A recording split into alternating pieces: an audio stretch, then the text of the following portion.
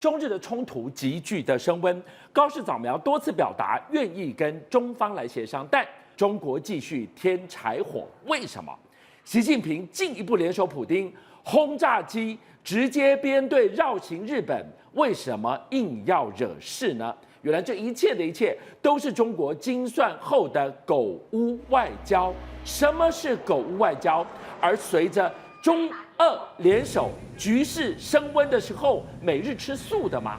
进一步局势会怎么升温呢？其实日中摩擦升级之后呢，日本首相高市早苗昨天在日本的众议院，他在答复议员咨询的时候，再次递出了橄榄枝，他希望跟中国好好的谈，而且各式各样开放的这个态度，这个相关的对话，它都是 open 的。所以你看到高市早苗还是想办法能够让这个日中的外交的这个紧张，能够把它这个降温。可是你看到，在北京方面，中方似乎没有像这个高市早苗和日方的期望，因为呢，日本流行音乐天后滨崎步啊，他今天又在 IG 的这个限时动态宣布，明年1月10号在中国的这个澳门啊，他的演唱会又被迫终止了。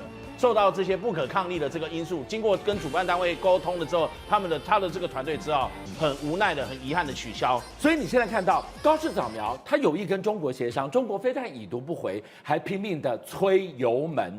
我们看到的这个滨崎步澳门场确定没有了，还没有完。这艘船太关键了。这艘船是什么呢？就是鉴真号。你说关键在哪里？这关键象征着中日之间的友谊。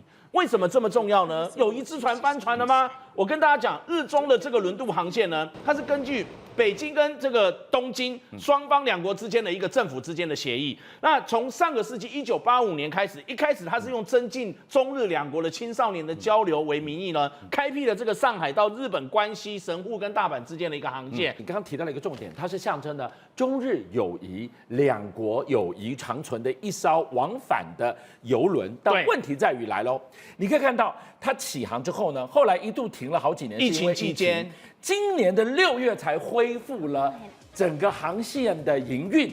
没想到，就这一波的中日冲突，说咔就咔。你刚刚提到了友谊之轮，是不是也等于戛然而止了？所以不到半年就准备要翻船了，说断就断。那这样的一个象征中国对外开放的第一个海上客货运的这样的一个窗口，是不是以后这个窗口闭起来了？什么时候猴年马月能够再把它开启？不知道。我们进一步要回到了整个风暴的核心——辽宁号。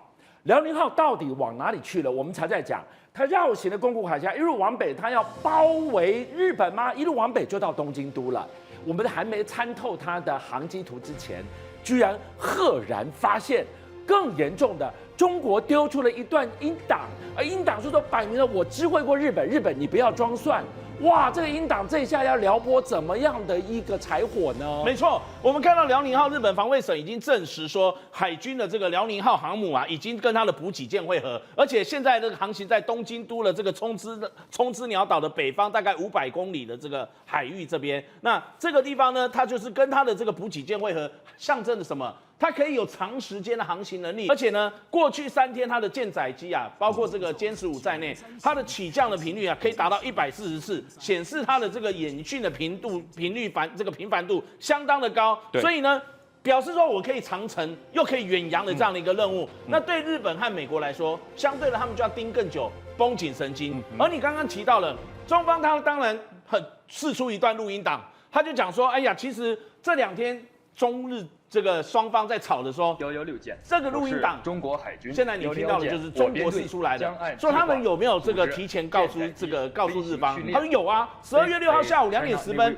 那中国的一艘海军舰艇就发送到日本自卫队的舰艇的讯息，就讲说我们的舰队根据计划进行舰载机的飞行训练。当时中方也收到自卫队的这个舰艇回复说，这里是日本116舰，已经收到贵方的讯息。那日方的这个日本的防卫大臣小泉进次郎，他的确也证实有这一段录音档，但是他回去仔细听了之后呢，他说中方你并没有详细的告知我们时间范围和整个地点和整个详细的一个细节状况啊，而且我刚刚特别强调12月6号下午2点10分。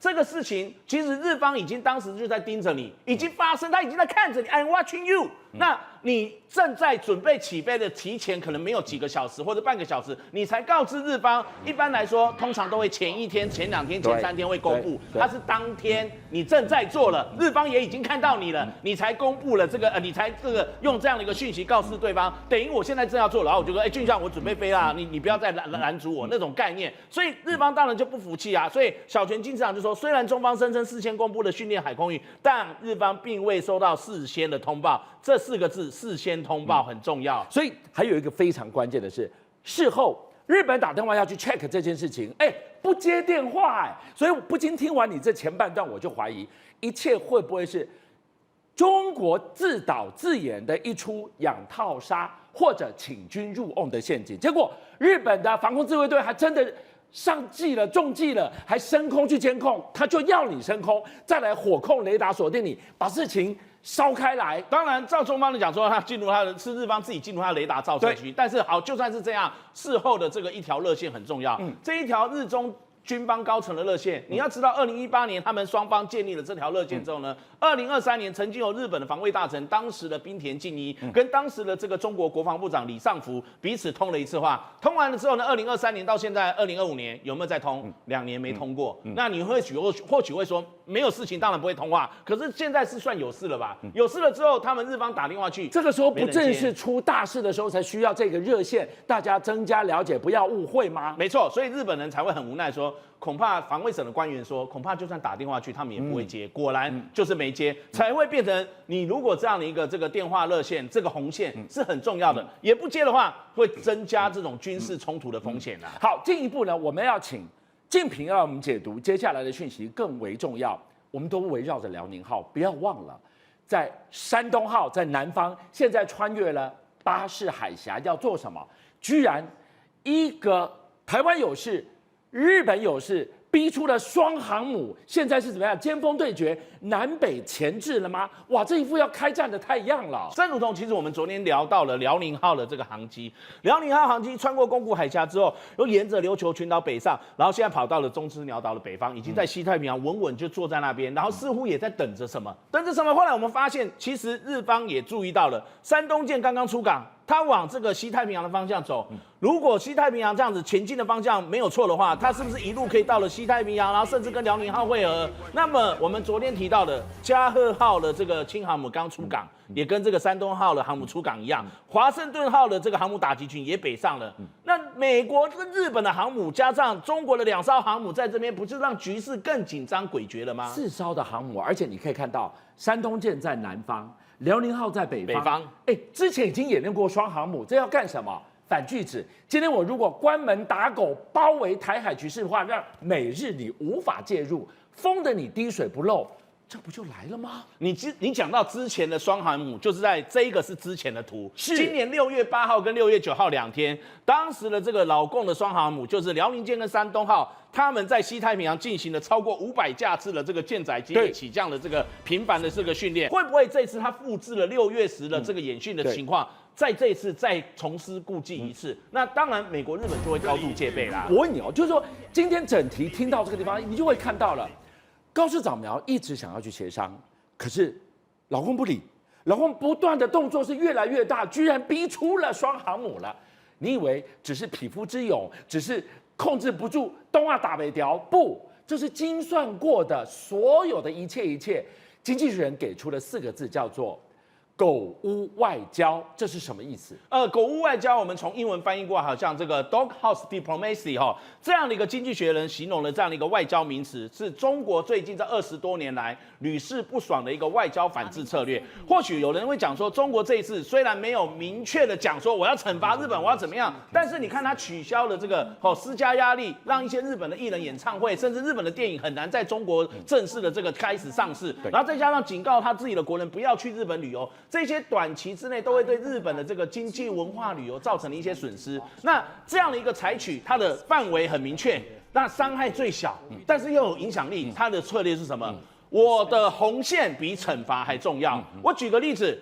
日本之前韩国是不是要部署在这个朝鲜半岛的萨德，在南韩？然后当时中国没办法阻止他，萨德最后还是部署了。可是呢，中国祭出了禁韩令好几年，对不对？韩星不能到日本，不能到中国去赚钱，不能到中国干嘛，然后也不鼓励他们的民众到韩国旅游，韩国蒙受了好几年损失。所以日本当然不会有一下的这个改变，可是影响是几年后日本在这方面政治，还有其他国家，你如果敢学日本，我一样这样子惩罚你。好，观众朋友，现在我们讨论的中俄冲突升高，不是只有辽宁号来绕行日本而已，居然中俄联手轰炸机也来绕行日本了。而且，等一下，我们听旺哲好好帮大家来航机图跟辽宁号走过的路径套叠一下，你赫然会发现根本高度重叠。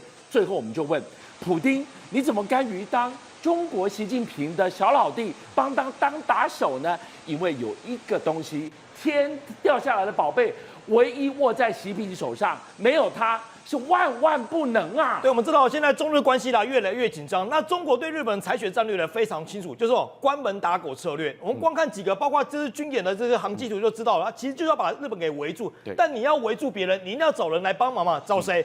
找俄罗斯来帮忙，找他的朋友俄罗斯来帮忙。所以啊，现在公布的这个航机图，其实不是只有解放军的战机而已哦，包括轰6啊，包括这些战机的，包括连苏联，也就是俄罗斯的战机，也在这个航机图当中。他们一路从东海往南飞，飞到这个宫古岛跟冲绳的海域，再往北飞到4国的海域、太平洋海域，然后直接出海。这个航机图，大家看起来，把日本基本上包围整个半个日本了。我现在画出来这段图，如果刚刚旺哲不特别去说明的话，你会不会觉得，我们在描述的这段不就是昨天才在讲的辽宁号在包围日本走的路径吗？过了这个宫古水道之后，一路北上要把日本包起来。我们昨天不是在讲，直走就到东京都了。俊阳哥，没错，你看这张图跟我们之前昨天讲那张图，其实重叠起来的话，路线基本上一模一样。所以你看这个航线图，其实坦白讲，日本现在非常紧张是日本的防卫大臣小泉进次郎直接发文，直接讲说，这个举动对日本来说已经是明确的示威行动了，甚至呢已经构成严重的国安疑虑了。所以你看得出来，现在中国他号召他的朋友，号召谁？号召俄罗斯一起对日本进行施压。好，在这个过程当中，其实已经不是单纯的威逼的这个概念而已，它就是你刚刚提到的关门放狗了。这件事情已经逼出了美国，这个时候是可忍孰不可忍，川普不能再点波奏瞎了。千万不要小看这次的举动，因为其实是有脉络存在的。你要说，这个中国跟俄罗斯联合军演好像你过去也有过，那为什么这次特别被放大关注呢？其实因为这一次中俄两军的军演，其实在12月上旬就在俄罗斯境内所举行了。可是依照过去我们就看过去几次的军演2016、2017，它都会事先公告，前1个月都先公告出来。可是这一次完全没有公告，先打了再说。对，为什么这一次的反导演习不讲，直接上场？对，直接上场，大家觉得很奇怪，难道你是不尊重日本吗？还是你有示威的意味特别浓厚，甚至感觉我直接讲了，就是故意了。你故意要给日本难看，所以你这次坦白讲，过去2016、2017，你跟俄罗斯联合军演，你都会事先1个月前公告，可是这次完全没有，你不就摆明给日本难堪吗？我问你今天普丁他为什么在这个中日的冲突高涨的时间点，他甘于出头，甘于去当习近平的打手，就让他言听计从，叫你飞你就飞，叫你帮我护航辽宁号，你也就跟着飞了。对，我们看完那个脉络，为什么？只有一个结论，就是俄罗斯已经变成中国的小弟了，就是那么简单。为什么呢？我给大家看几个数据现在俄罗斯对中国的贸易依存度非常高，中国占俄方的进口总额36.5%，已经成为俄罗斯最大的贸易伙伴。但是俄罗斯它占中国的贸易总额只有4%，所以中国它是没有要求于俄罗斯，但是俄罗斯有求于中国，特别依赖中国，那更不用说了。我们知道现在大家各国都在发展 AI 机器人，俄罗斯也要发展啊。看大家都在发展机器人，可是没看过那么辣惨的机器人。这个11月的画面呢，原本的机器人还要挥手，挥到一半呢，突然重心不稳，走个2步3步，倒了，倒下去了。曾几何时看过这个公开展出的机器人这么拉差了？没有这么拉差的 Rocky 洛基的主题曲，结果出来走的，我以为是跟他一样勇猛的英雄，更走3步，赶快黑布遮起来，大家当作没看到。是，回到我那个疑问，他哪来的晶片可以兜出这样，即便拉惨好歹也是人形机器人。我们知道，像世界各国都在发展 AI 的生态系，那俄罗斯的 AI 生态系呢，在36个国家当中，现在已经是吊车尾，排名第28，甚至它的那个国内的最佳模型也只有排全球第25，很烂啊，非常烂嘛，对啊，烂透了嘛。那现在为什么会发生这样的情况呢？就是因为它被美国制裁了，现在美国不给它晶片，它只好转手去跟中国大陆要求晶片所以你要求晶片之后，你现在对中国大陆光讲经济，你对它的依存度非常高，现在连科技、连晶片，你都对中国大陆的依存度也非常高。晶片太重要了。换句话说，刚刚提到了握在习近平手上的宝贝，普丁很想要，那个宝贝就是2个字：晶片。是没有晶片，不要讲人形机器人做不出来，你连飞弹都飞不出去啊！你要知道这个东西，其实俄罗斯它有发现，他们俄罗斯自己的官员都讲了说，我们绝大多数的这些产业跟 AI 的距离已经距离有数百万光年注意是光年的差距所以他们自己也心知肚明，现在跟可能美国跟日本的差距非常大。重点是什么？从乌俄战争之后，其实俄罗斯对中国大陆的晶片依存度持续提高当中，所以全世界大家都想说，美国老大说不能卖，大家没人卖，唯一可以取得晶片的来源，唯一只有中国。所以习近平一声令下，一个眼神，你能不帮他出个头吗？巨阳哥，你知道它依存度有多高吗？现在俄罗斯2024年它有90%的这些晶片GPU 都是来自于中国。可是，在乌俄战争之前2021年的时候22%而已。所以你就知道，在乌俄战争之后，它被美国制裁之后，它急需要中国。所以像中国一个喷嚏，一个命令就可以命令变成俄罗斯变成小老弟，要你去围日本就去围日本。观众朋友，你有没有看过《捍卫战士独行侠》里面 Tom Cruise 他在空中缠斗，被激励压到眼冒金星，差一点昏死在座舱的那一段经典画面呢？居然这样的生死一瞬间，在台湾的空中真实上演。一名 F-16V 的菜鸟飞官在空中训练的过程当中，被高居力瞬间把他压昏。那意味着什么？身体要承受几倍重的这个体重的压力，压迫他脑部缺血，甚至瞬间失去了意识。短短6秒钟，战机从18000尺直坠到6700尺，再晚个1-2秒，连人带机就通通没有了耶！台东机场9霄惊魂，2架 F-16进行飞行训练，是突然间飞到18000尺的时候，2号机急速下坠，是你知道从18000尺啪下坠到多少？坠到6750尺，6秒钟。那个6秒钟的那个高度是多快的下坠哇，那不得了，那是12500尺的瞬间失速降下来。是为什么？因为2号机的这个飞行员大机昏迷。大G昏迷。老师今天跟我们讲那个G力，我们都在讲G力是什么？G力就是重力加速度。对，一G就是有一个人身体的重量等于压在你身上一样。是很简单，各位观众，你有没有激励过？有，坐云霄飞车3G。是我告诉你，坐海盗船也有激励，坐那个旋转飞椅也有激励。原来我们都历经过啊，我们都历经过。那它是到底多大的G它才昏迷了？9G才会昏迷。我告诉各位，我是空军子弟，空军在出勤之前会先有激励测试，先是4-5G，然后6-7G才会让你上飞机的。是好，他居然大机昏迷。我跟你讲，真的后嘎仔，我再讲一遍，因为我空军子弟后嘎仔。为什么你一直强调后嘎仔？因为他昏迷了6秒钟，对，降了12500尺。他离地当时就1号机在旁边，对，就一直叫他。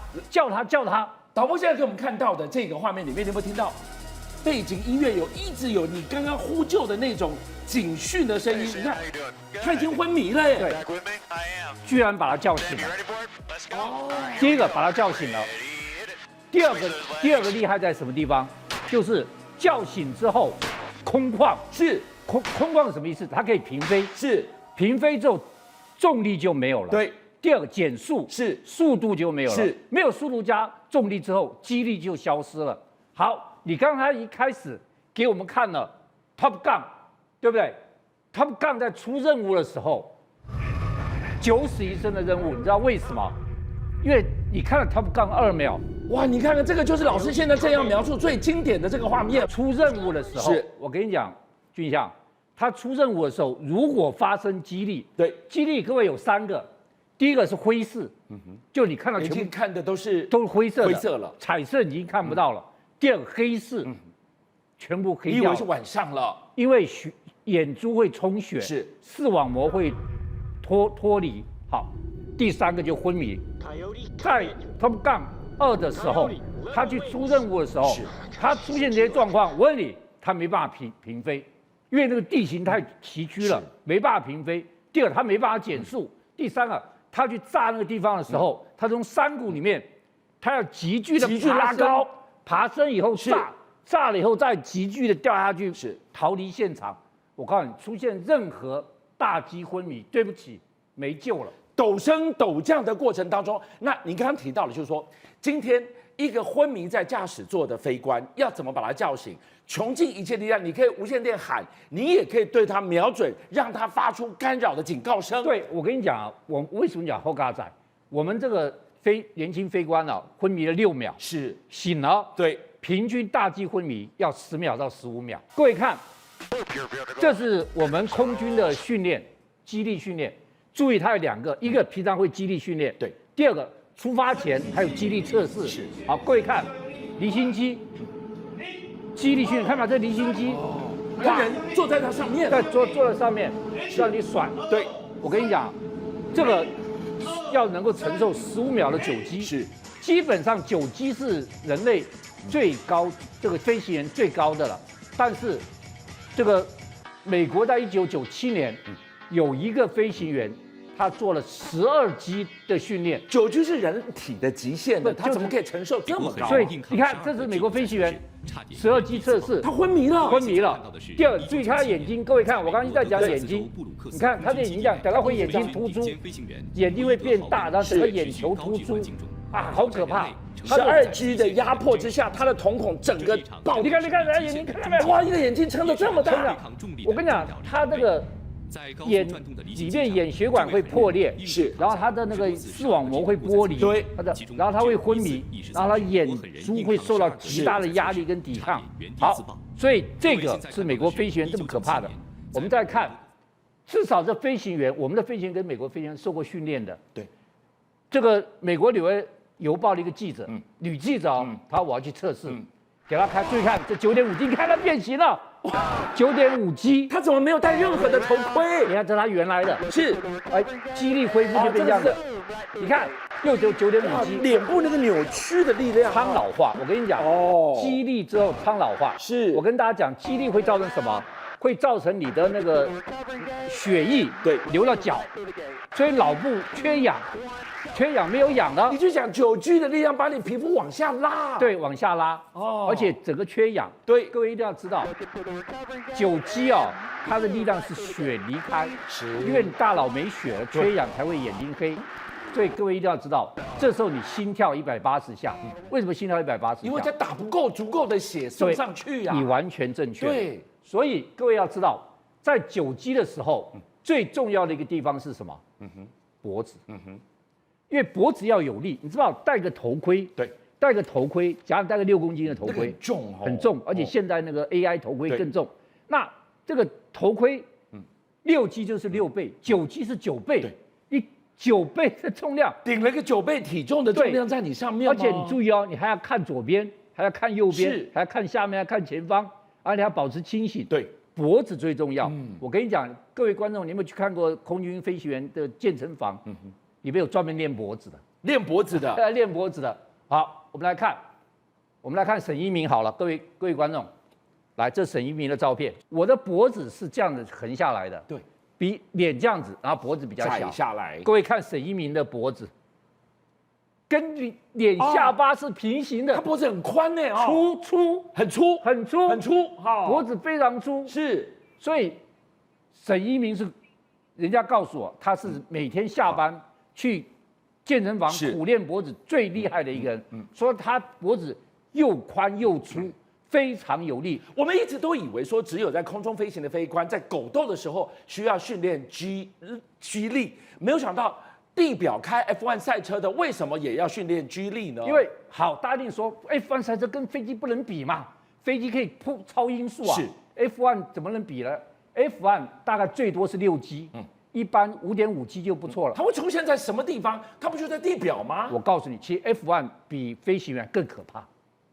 4个原因，第一个我要给你讲，因为那个空军的机力是飞上去或飞下来，是，对不对？整个垂直的概念，所以它是直线的受压力。对 ，F1 不是，它是要转弯，它是侧面受压力，横着甩你啊，甩你，而且它是两边甩。对，它甩左边，甩右边，更可怕是，我跟你讲，你看4.9G 是它那个数字，好，4.9G，我跟你讲，它在甩的时候更可怕，它脖子要看线啊，对，他脖子还要转头看线，转头看线，他转头，那你脖子要更强韧了。我跟你讲过，刚才我们看到6G，对不对？对他戴个头跟那钢盔是6倍重6公斤的话，是它的支撑是36公斤在那边甩来甩去，而且他视线还要清楚，对，而且他一趟要左右甩很多次，所以脖子要够强韧了哦。来，导播来看，看到没有？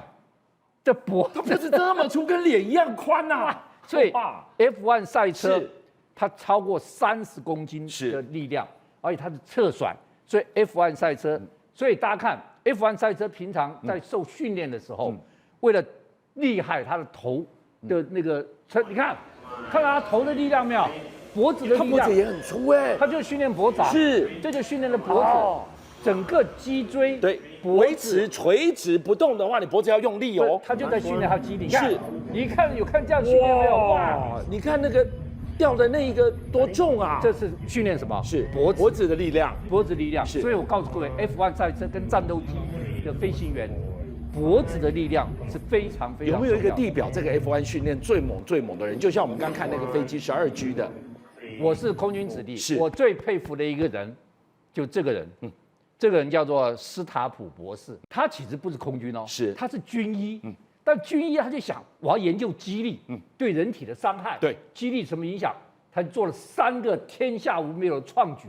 第一个，他铺了一个2公里的轨道，2公里的轨道，然后上面做火箭喷射，用火箭太空，他人坐在上面，然后火箭上面是雪橇车，是他坐上面，棒一下，噗出去了，往后甩。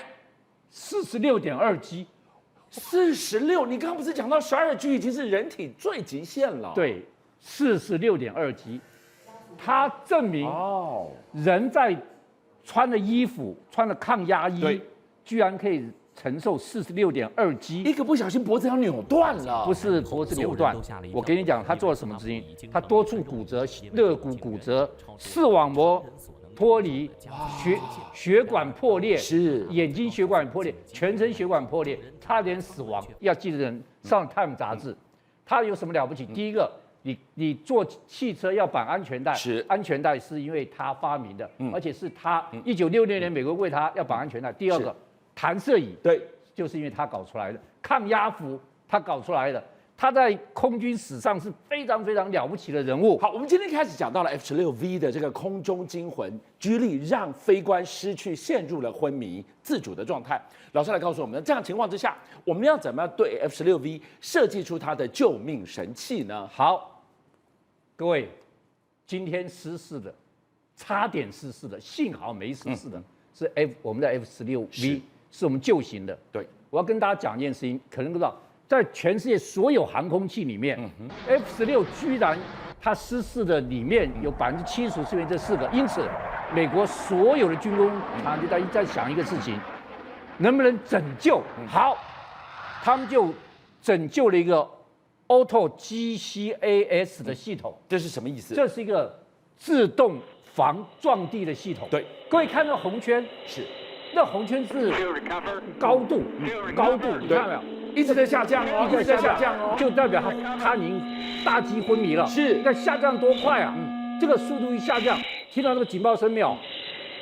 警报声一直在响，降得太快，就代表哇，已经到了6000以下了耶！对，拉上来了，怎么又拉上来了呢？对，好，拉上来的原因就是自动防撞地系统。哦，它做动了。它自动防撞地系统2014年研究出来，现在放 AI。AI 一发觉到你有不寻常的动作，对，譬如说这样，你突然间无故的下降，是，或者无故的失速，对，它就会先警告你，哔，那如果我就大区昏迷了，我没办法处置啦。他就接手你的飞机，哦，他就接手你的飞机。那会怎么飞呢？好，接手你，他就很简单，他就控制你的飞机，是把它带平，对，自动飞，然后不会让它失速的继续往下对，它掉。不会往下掉。我们刚刚今天看到的新闻事件，在2秒它就撞地了耶。对，在2秒要撞地了。对所以但是问题是，刚才如果6秒我们的飞行员没清醒，是，对不起，撞地。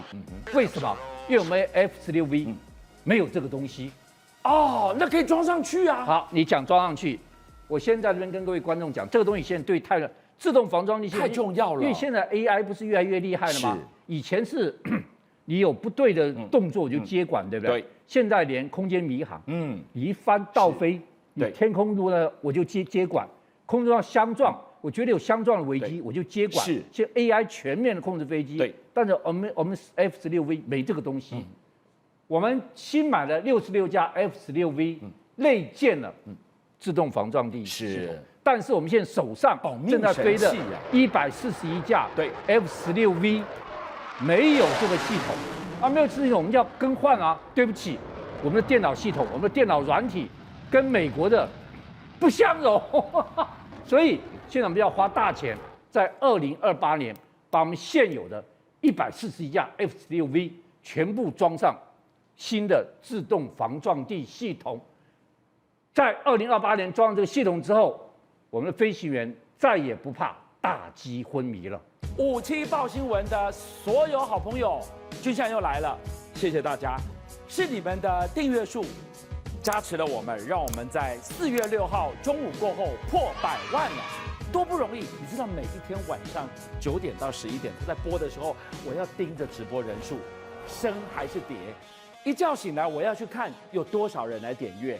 一段时间你们给了我100万的订阅，真的无限感激。